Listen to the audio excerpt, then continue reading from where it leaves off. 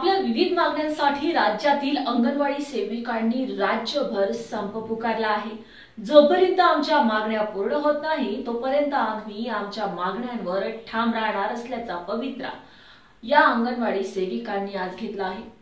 याच पार्श्वभूमीवर नागपुरात गेल्या अनेक महिन्यांपासून संपावर असलेल्या अंगणवाडी सेविकांनी आज पुन्हा एकदा आक्रमक पवित्रा घेतलेला आहे।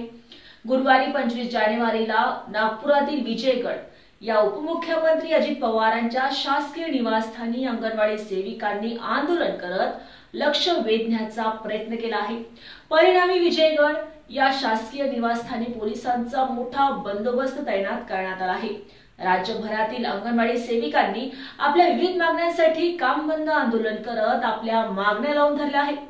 याच आंदोलनाच्या पार्श्वभूमीवर आज उपमुख्यमंत्री अजित पवार यांच्या नागपुरातील शासकीय निवासस्थान असलेल्या विजयगड बंगल्यावर अंगणवाडी सेविकांनी आंदोलन केलं आहे।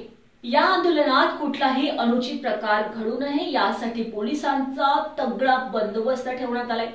गेल्या 50हून अधिक दिवसांपासून या अंगणवाडी सेविका आपल्या मागण्यांसाठी नागपुरातील संविधान चौकात शांततेत आंदोलन करत आहेत। मात्र प्रशासनाने आंदोलनाची कुठलीही दखल न घेता आता अंगणवाडी सेविकांनी आक्रमक पवित्रा घेतला आहे। 23 जानेवारीला अंगणवाडी सेविकांनी नागपूरच्या व्हेरायटी चौकात आंदोलन करत रस्ता अडवून धरला होता। त्यानंतर बराच वेळ तणावाचं वातावरण निर्माण झालं होतं। त्यानंतर आंदोलकांना पोलिसांनी ताब्यात सुद्धा घेतलं। हे आंदोलन शांत करण्यात आलं। मात्र त्यानंतर या अंगणवाडी सेविकांनी जेलभरो आंदोलनाची तयारी सुरू केली होती। त्यामुळे गुरुवारी असा कुठलाही प्रकार घडू नये यासाठी पोलिसांनी योग्य ती खबरदारी घेतली असून मोठा पोलीस बंदोबस्त तैनात केला आहे। गेल्या 4 जानेवारीपासून राज्यासह नागपुरात देखील अंगणवाडी सेविकांनी लक्षणीय संप पुकारला आहे। हजारो अंगणवाडी सेविकांनी आपले काम बंद करत आंदोलनात सहभाग घेतला। त्यानंतर बाल विकास प्रकल्प अधिकाऱ्यांमार्फत या सेविकांना नोटीस बजावण्यात कामावर परतण्याचे आदेश देण्यात आले। मात्र जोपर्यंत मागण्या पूर्ण होत नाही तोपर्यंत अंगणवाड्यांच्या चाब्या सुद्धा देणार नाही असा निर्धार या सेविकांच्या वतीनं घेण्यात आला।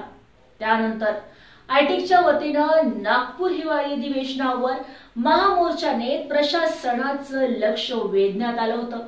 तेव्हा मुख्यमंत्री एकनाथ शिंदे यांनी संबंधित विभागाची बैठक घेण्याचं आश्वासन दिलं होतं।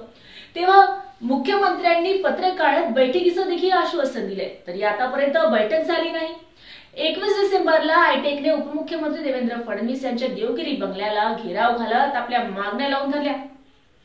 त्यावर देखील मार्ग निघाला नाही, म्हणून 4 जानेवारीपासून अंगणवाडी सेविकांनी संपावर जाण्याचा निर्णय घेतला। हे राज्य सरकार खरंच अंगणवाडी सेविकांच्या मागण्या पूर्ण करतील का, की फक्त आश्वासनच देणार? कमेंट बॉक्स मध्ये नक्की कळवा। व्हिडिओ आवडल्यास लाईक करा, शेअर करा।